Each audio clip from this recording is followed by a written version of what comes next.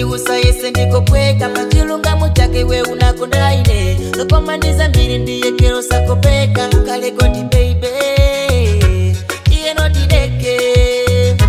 akamata meja ifekia manja ifetili kati iwo alipanja nisakele pompa mpaka na banja inekare rasta iweyo ganja apena kare nsomba iweyo nyanja kwa ukwati watu watawombe manja ulivetuma potadani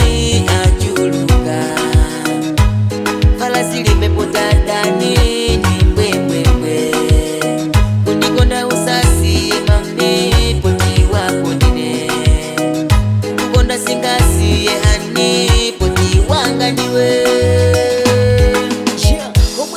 wakuuza saini atitamuona wakisalinti ailini ukungura ya ntawi oyimba wakuyuza ati nkanizo kumuda mfuselulu akuuza inasokondo na feri kakhala limodzi sangati bangi control yuwo silimoti usayang'ane mbuyo ngati mkazi waloti chikondi ngati ndi mulandu nkaima pakoti nagwira wentasowa mtengo wogwira mchifukwa tele mafuna uzindiyandikira amakamba za ife mabodza mbwembwe koma sogolo latu amadziwa ndambwe chisango ndinapanga kalo zikhala paize seka makutu otilonda watalize chisango ndinapanga kalo zikhala paize seka makutu otilonda wata ulivetuma potadani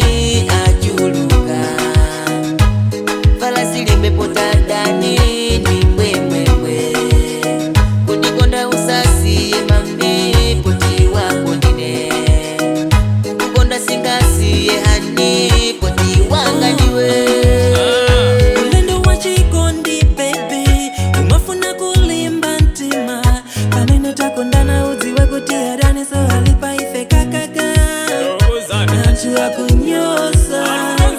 Antu akufoketa